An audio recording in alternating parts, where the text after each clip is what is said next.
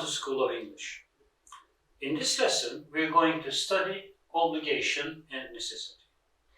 We're going to have a close look at the modal verbs we use to express obligation and necessity in English. Let's get started. First one is must.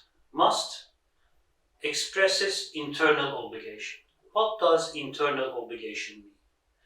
When the speaker himself is the source of the obligation, when the speaker himself is the source of the obligation, or when he is a representative of the source, then to express obligation we use must.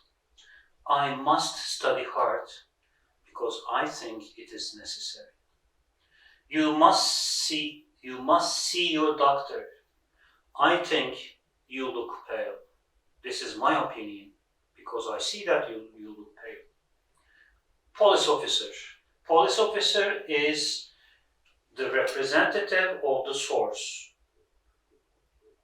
of obligation.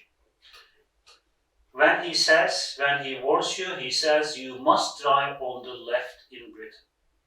Police officer is the representative of the source of the obligation.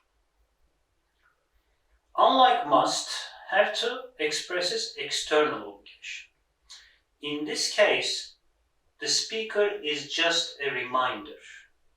He reminds someone about the obligation already existing. This is not a personal opinion. When the speaker is outside the source of the obligation or acts as a reminder, in these cases we use have to indicate obligation. Let's have a look at the examples. I have to do my homework regularly. Who wants it? Our teacher wants so. You have to see your doctor. You have an appointment. There is nothing to do with my personal opinion.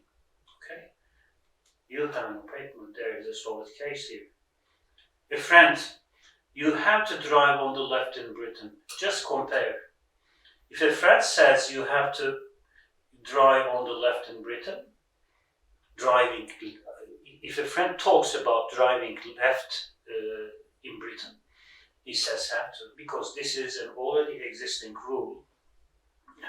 And your friend is not a representative of that rule.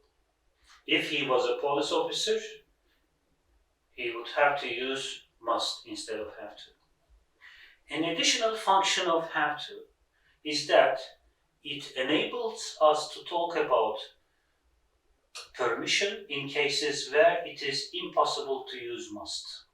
You will have to wait until this is not permission, let's correct it. This is obligation or necessity. An additional functions of have to is that it enables us to talk about obligation and necessity in cases where it is impossible to use must.